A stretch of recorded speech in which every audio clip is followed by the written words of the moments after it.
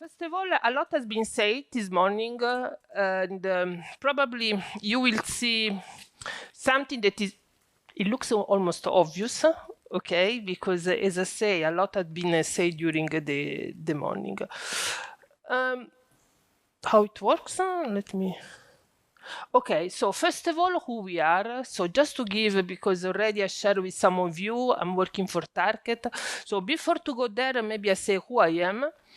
So I have more than 25 years experience. I have a technical background. I'm an aerospace engineer. I work for a big corporation. I work for General Electric. I work for in automotive, I work for Airbus, and then is 1 year and a half that I work for Tarkett. In terms of background, I don't have IT background.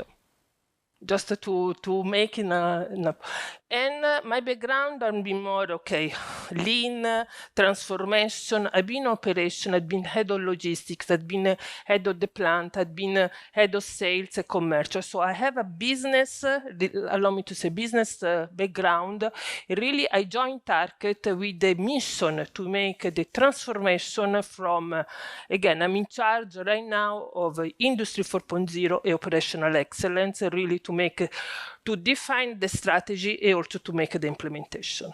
Okay, so now who we are. So already from the picture you can say that is I'm working for a company that is really leader in flooring and sport surface, a company with 140 years history that grow up inorganically. So it's meaning, I said this one intentionally just to frame a little the challenge also that we face, in the meaning that we have merged or some really small or big different companies together. 34 sites worldwide. We are in East Europe, China, we are in Europe, North America, Brazil, Mexico. 25 R&D center and 9 recycle center. Sustainability, we have been the first in our industry really to lead the sustainability. So we are recognized, we are really ahead also versus our competitors. So it's really part of our DNA of what we are doing. In terms of size, 3.4 billion, and we are, just to give also a little the size, 1.3 million meters square of flooring each day. More than this one, that is the size. Really, what is at the core of what we are doing?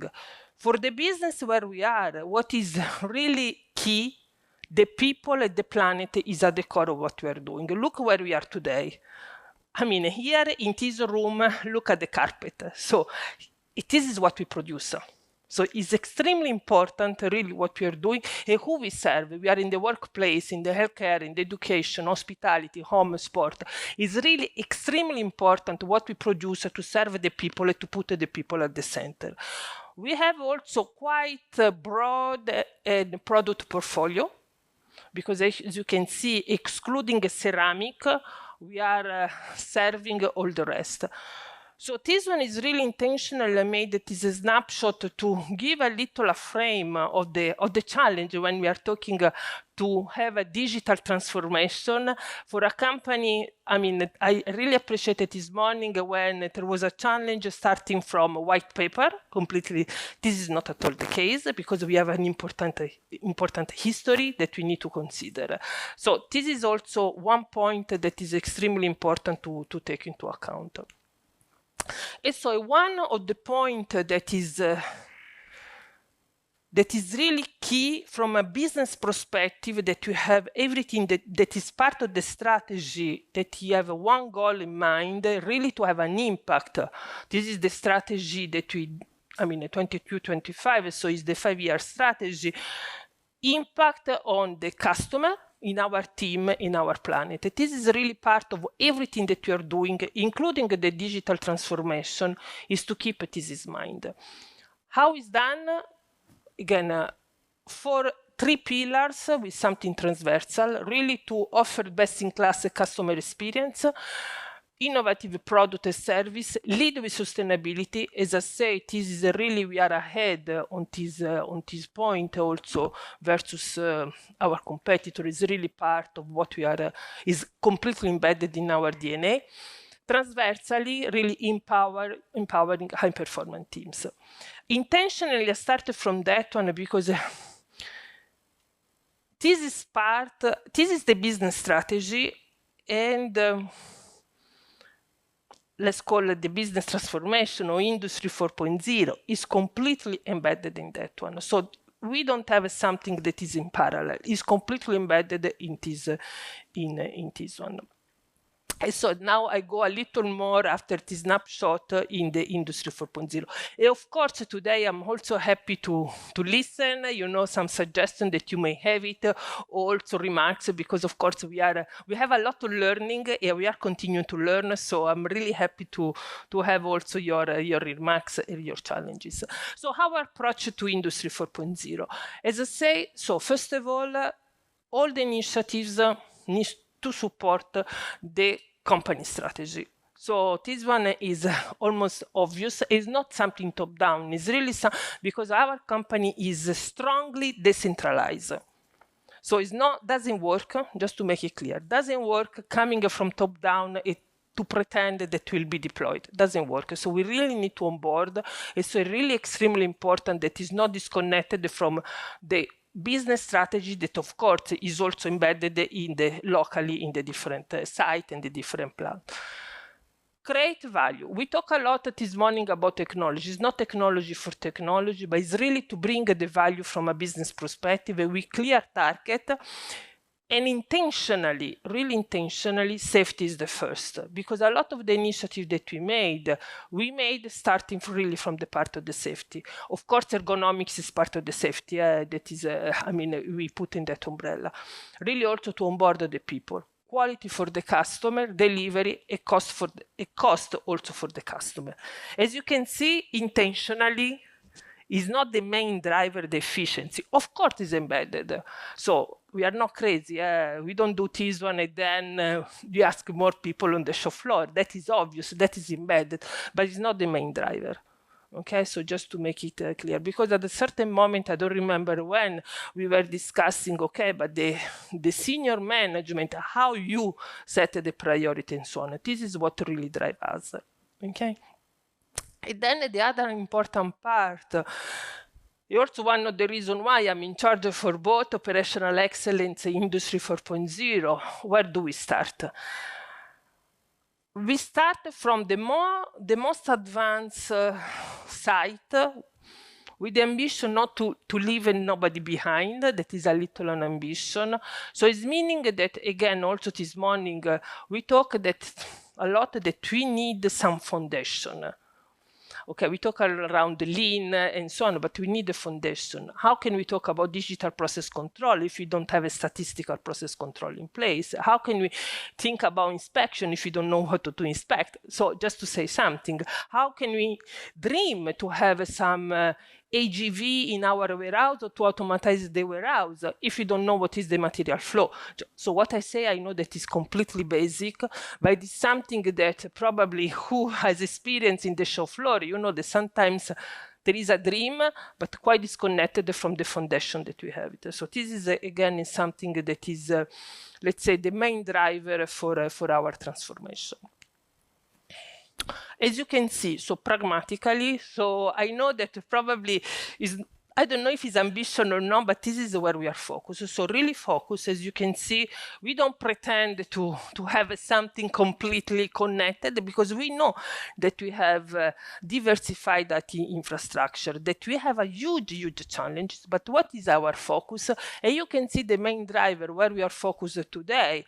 The reason why digital process control inspection, smart predictive maintenance. Why? It's simple, because 1 point of OEE is €1 million lost. So as simple as I say. So that is the reason why it's extremely important.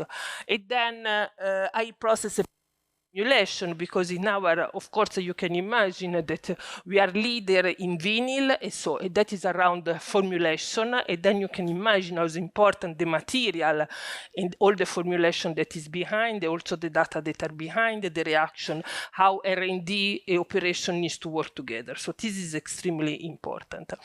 And then something more, allow me to say, obvious, smaller, okay, because if I talk about exoskeleton, augmented reality, small, but I have a direct impact on the people.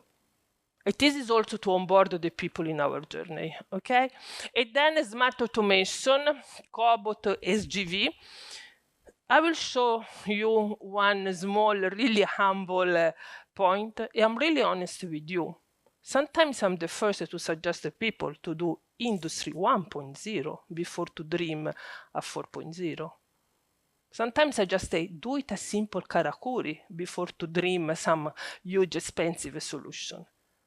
Okay, so just also this is a little what is behind how we are driving this transformation. As you can see, of course, we consider this part more as quick exploration, because of course the impact is more limited compared to this other one, but also the easy, let's say the effort to make it is completely different. When I talk around the effort, is not only the investment in terms of money, but also the learning that are coming out of that one, okay? So, few conditions for the success. So, some prerequisite in place.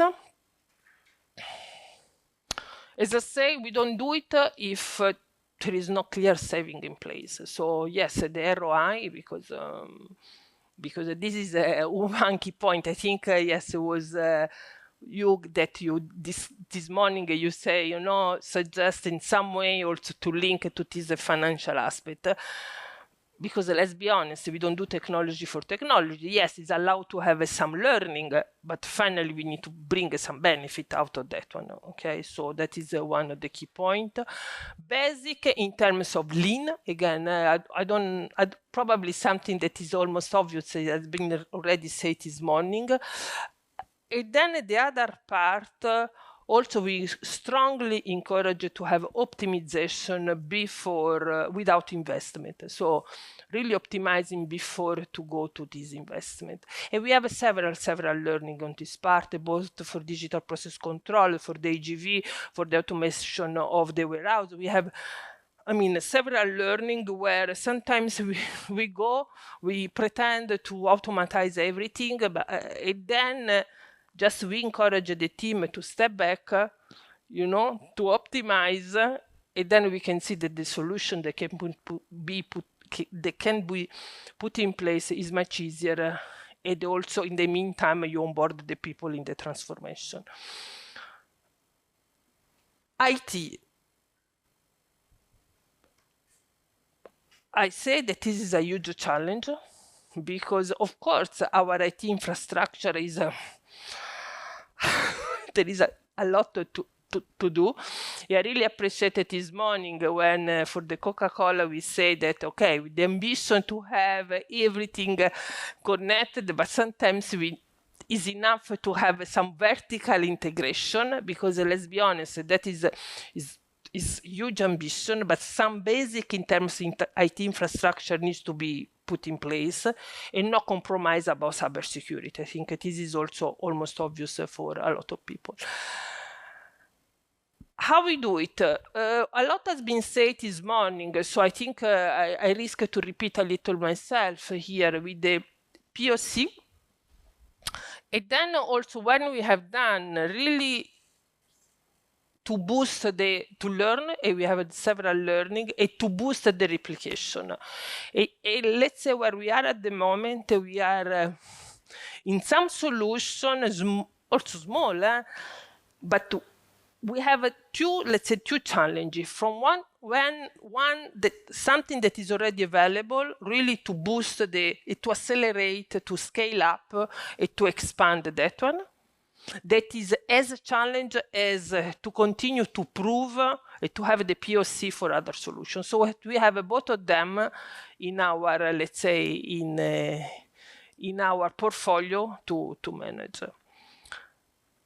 And then is really what I also, the core of my presentation is quite often we talk that we fail, and we have also in transformation a lot of failure, and quite often we are back to the technology point of view. Also before we say the technology is there, but then how we onboard the people around that one. And when I say to onboard the people, we have several stakeholders in the channel. We have, yes, of course, the management that are looking at something that is more medium long term in terms of return and so on.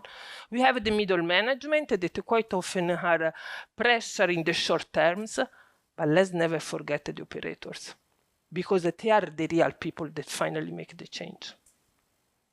So of course we need to approach what I, in a really probably simplified way. I split in 3 big categories. But all of that one needs to be onboarded in different way.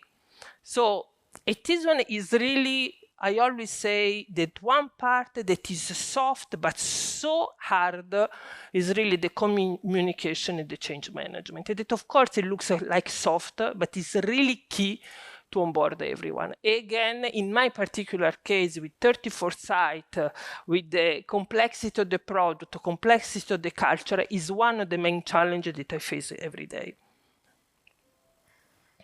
And so the point is really, we discussed also during the lunch time, design with the people. Always what has been successful for us is to have a sort of core, because also to have too many people, too many ideas, sometimes we go anywhere.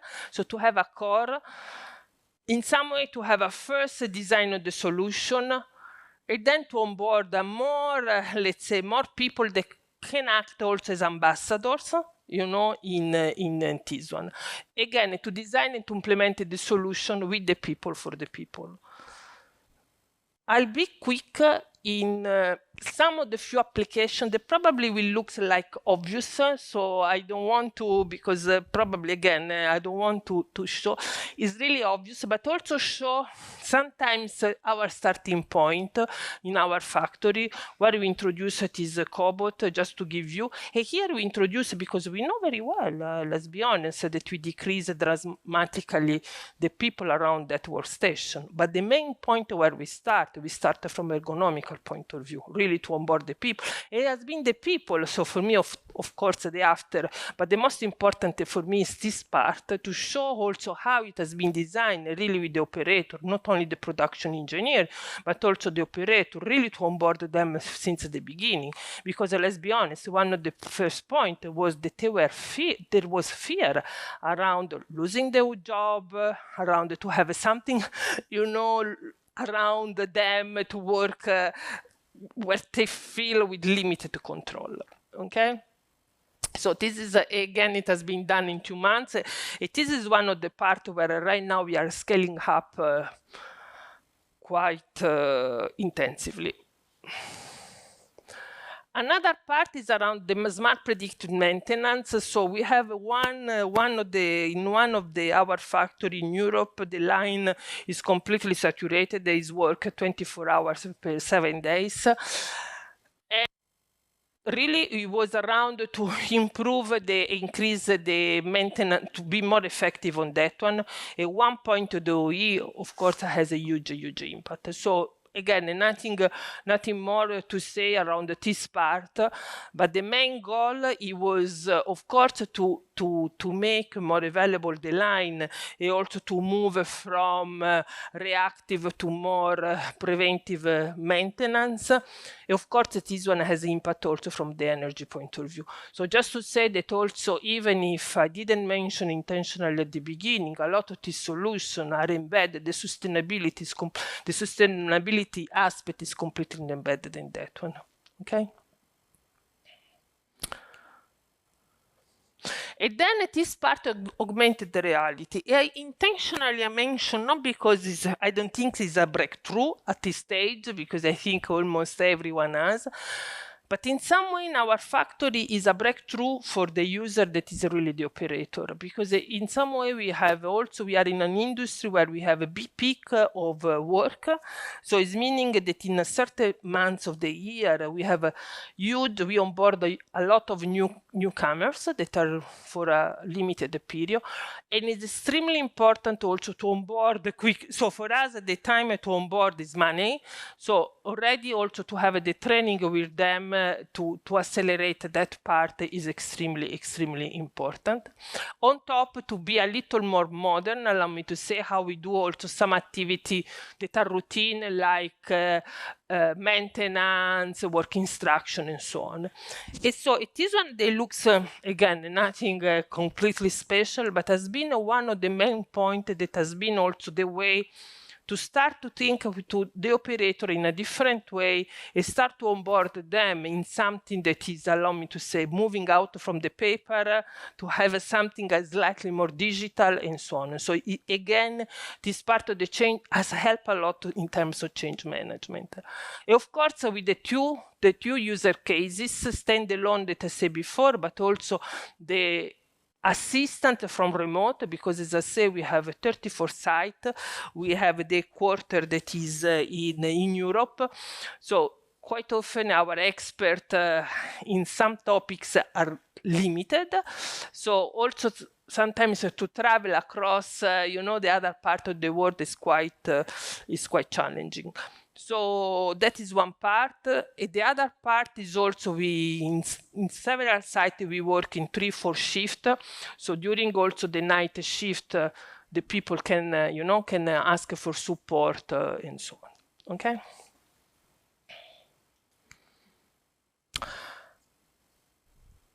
So in a nutshell, just to conclude, 3 elements for us that are our drivers on this transformation. So first of all, Industry 4.0, we see that is not a technical transformation, is more from a human point of view transformation. This is really, in a short time, I try also to share that for us is really key that everything that we are doing, we design with the people, we implement with the people. When I talk about people, I don't talk only the senior management or the middle management or the operator. I'm talking the different layer of the organization. We say already, so I think I don't say anything new when I say that for us is really completely embedded supporting the business strategy. So because cannot be parallel, so it's really embedded in that one, and value driven. So this is really for us. And sometimes are the people that say no because is not mature to go there. If there is not a clear return of investment in terms of safety, quality, and then impact on the customer. And then the other part where we are right now is really to have the solution from a technology point of view. Are available a lot of the solution is more to test in our environment, in our maturity, in our context, to learn to capitalize, and then the key point not to forget is really to boost and to accelerate the scaling up. And with that one, I think I leave 5 minutes for questions. Thank you.